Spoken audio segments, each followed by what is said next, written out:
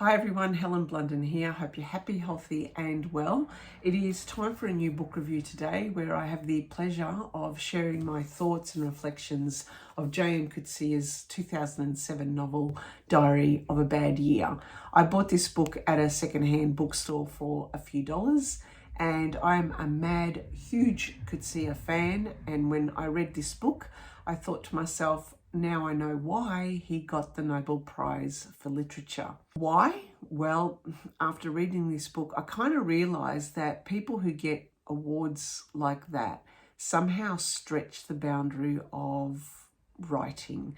And not only do they write well and they write evocatively, but they do some things with their writing that is probably quite new and quite different, that gets us to stretch our minds, but also is a bit just different with how we read the book. So we get a very different experience. And that's what I got with this book. Now, originally, when I picked this book up, I started to read it as like a normal book. From chapter 1, you read it numerically and you go through each of the chapters to the end, and that's it. However, I quickly realized that if I was to continue reading it in that manner, I would be completely confused. I had no idea what was going on, simply because this book is presented in up to 3 voices, and the way it's written, the way it's formatted, in fact, is such that it is written like a choose your own adventure. But it's not exactly choose your own adventure. You have to determine before you read this book how you're going to read this book. So let me clarify. I mentioned that there were 3 voices. The first voice is the non-fiction essay part, where different essays on different themes and topics related to society. That was back in 2007. So these are the thoughts of the author, who we assume is Coetzee. In fact, Coetzee, what he does here, he kind of puts himself as the protagonist, although we assume it is himself because there are a lot of similarities with the author himself.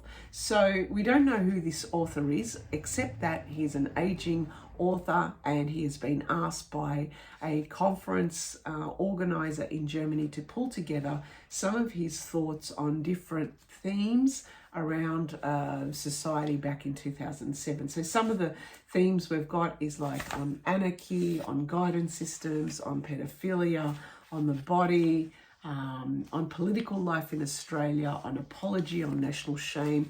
There's a whole heap of different essays that he's pulling together for this conference, and they're also in German. Now, very little side note here, it made me also think about kind of the requests that some conference organizers and some people put on these good authors to pull together essays. And this reminded me of another book which I don't think I've reviewed on this channel, but it is Umberto Eco's Chronicles of a Liquid Society, where Umberto Eco did pretty much the same thing. He pulled together different essays and thoughts about society in general that was published in an Italian magazine. So my assumption is that Coetzee was pretty much doing something similar. But what Coetzee did differently, because this is just a non-fiction book, what he did here was he also pulled together the fictionalized element. So while he was writing these essays, he was also sharing the fictional story of what was happening on the process of how he was writing these. And the book itself is written in such a way that the first 6 chapters are in 2 voices, and you can see this in this way. So you've got the non-fiction part written in one kind of text format. There is a line, and then there is the fictional element down below. And you could continue reading that way. So you could read the non-fiction, and then you could read the fiction part as you go on. Now, this brings up a very interesting way of how you read the book. It looks like a choose your own adventure book, doesn't it? But it's not really. You have to kind of decide what voice you're going to read first. I had to put this book down initially because I didn't understand it. I started to read it like a normal book, and then I quickly got confused. I had to put it down, and I thought to myself, man, I can't do this. This is just too much for me at this point in time. But then I thought, no, let's have a closer look as to how he has structured this. And once I saw how he structured it, I thought, right, now I have to make a choice. Do I want to read the non-fiction parts first and then read the fictional bits? Or do I read the fictional bits, will make it interesting, and then I could read the non-fiction, which kind of will bring it all together? So you can have a choice on how you read it. For me, I don't mind the non-fiction parts because I'm interested always in, I guess, different aspects of society as well. And I also do read non-fiction. And also I am someone who really likes to derive meaning about what is happening in today's society, except that it's in 2007. And I don't mind reading non-fiction. And this particular society was all around in 2007, which at the time in Australia, when Coetzee was also living in Australia at the time, we had a Liberal government. We were also in the throes of the Iran-Iraq war. I was also in the Navy. So a lot of the things that were happening in here or I was reading about, I had those same perceptions about the government of my country at the time. Once I started realizing, right, this is how I'm going to read the book, I started to read the non-fiction parts first, and I continued reading till about, 2 or 3 chapters in. Then I would go back to chapter 1 and I'd read the bottom, which was the fictional element. And that gave me the idea of what was happening with the author and also his typist, Anya, at the same time. So it's kind of like he's written a book within the book. He's written what he was going to present and publish for this conference, but at the same time, what was happening at that same time at home, and his relationship with Anya, and also Anya's relationship with her boyfriend, Alan. So chapters 1 to 6 are in 2 voices. Then chapters 6 onwards break up into 3 voices, and we get Anya's voice, we get the protagonist's voice, the author, and we also get Alan's voice, who is the boyfriend of Anya. Now, who are these people? The protagonist is someone like Coetzee. He's getting on in age. He has an illness. He knows he doesn't have long.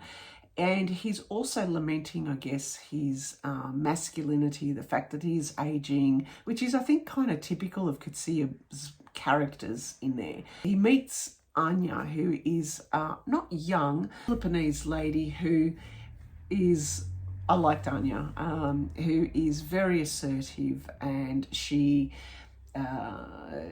calls a spade, and she also has this boyfriend, Alan, who Alan I didn't like. Alan was, I guess, very crude, I would say, kind of typical Aussie male, very staunch in his thoughts, extremely rational.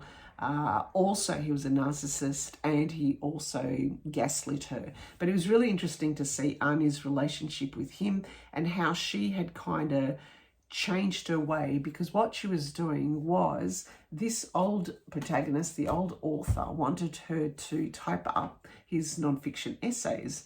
And as she was typing these up and editing these essays, she was reading his thoughts and really understanding, I guess, a different perspective on the world. She struck me as someone who was very, I guess, didn't let the world affect her in any way. She had a life to be lived. It was there to be enjoyed. And why not? Meanwhile, Alan was someone who struck me as someone who, when we find these people who are very set in their ways, he doesn't want to be told what to do or how to do it by a woman. And he also certainly has an issue with the old man, and kind of, I guess, 2 males playing off each other kind of makes this assumption of the old man wanting to have a go at Anya. So how I read this book was, I guess there was kind of like 3 different opinions.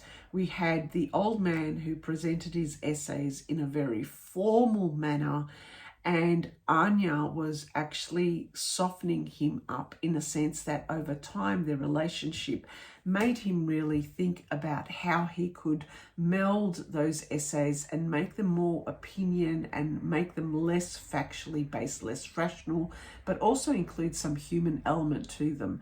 Anya to me represented the purely human, purely emotional, purely lots of feeling in her, the very personable, the very empathetic person that she was. Whereas Alan represented to me, a part of society, the people who think quite rationally, quite factually, and want to have a leg up, very, they're very in competition with each other. And so there's three different voices, but ultimately I felt that Anya's relationship with the old man was the strongest because it made her realize and give a different perspective of what she thought and how she approached it. Some of the other thoughts I had about this book, at the same time I was reading Hermann Hesse's Steppenwolf, and I had to kind of smile to myself because the character in this book actually reminded me of Waller, who was the character in Hermann Hesse's book. And Waller was someone who didn't understand society, and he wanted to kind of kill himself, and he just seemed to not really understand society. And in some way Waller reminded me of the author in here. He was a bit cynical, and it was a bit sad that it was becoming older with time. But ultimately, in Steppenwolf, we see that he finds this woman who opens up the world to him, and similar, Anya in this world opens up the world to this the character in this book, where he starts to write differently. And in fact they have a very good relationship towards the end as the old man becomes sicker. So I really enjoyed this book despite the initial setback with regards to how I was meant to read it. I thought, I'm so glad that I stuck with it. It was a great book. I know I'm going to read it again. It is a book that I'm going to recommend to other people. However, I would recommend that you don't read this on Kindle. I don't know how it would be formatted on a Kindle or any e-reader. So I would strongly recommend that you read it as a paperback. So very good novel, a fictional novel, very smart way of writing it, where it melds different voices. It melds non-fiction and fiction, but it also melds a beautiful story of a friendship between this old man and this younger woman, but also coming to terms with understanding society and how we can change our perspectives based on what others think and how we communicate to other people. All right then, thanks for listening and thanks for watching. Bye for now.